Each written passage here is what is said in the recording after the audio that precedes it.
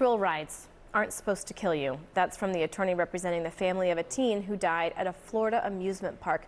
The mom of Tyree Sampson filed a lawsuit 1 month after he slipped out of the ride and fell. This morning she told ABC the ride's operator didn't do their job. This could have been prevented. It could have been prevented. It should have been prevented. So as an operator, you have a job to check those rides. You know, the video I saw, that was not done. That was not done. So, and if it was done, it should be done more than once. Investigators found that the harness in his seat was loose. The ride should also have seatbelts, according to the lawsuit. So joining us now is the mother's attorney, Michael Haggard. Good morning, Michael. First of all, our thoughts and prayers are with the family at this time. We're grateful that you're joining us. Can you tell us more about what troubles you with these findings that are coming out? Absolutely. The state of Florida did an investigation and found that the operator of the ride actually manipulated the seats 1 and 2.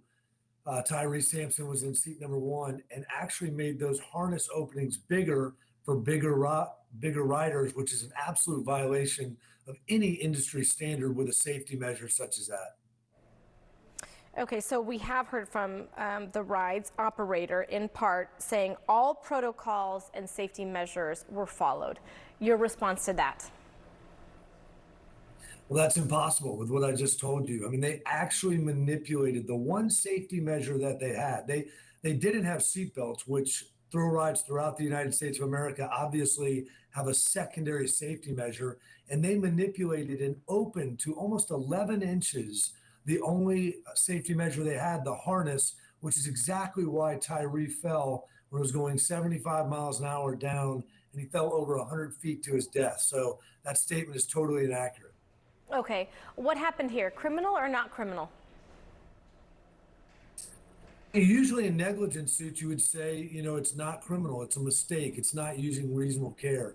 But when someone intentionally changes something and conceals that from everyone, I think at that point in time, law enforcement needs to get involved and look at it and see whether that intentional conduct constituted criminal neglect, and also who knew about it and when. Okay, and if you can prove that, can you prove intent in that?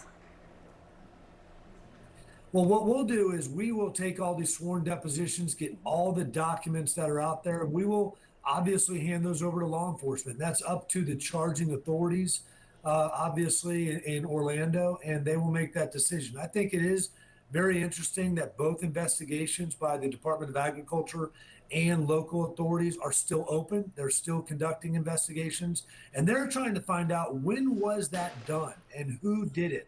Maybe most importantly, who directed it.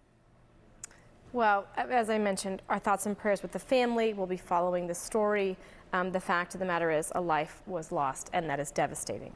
Michael Haggard, thank you so much for joining us. We will continue to follow this story.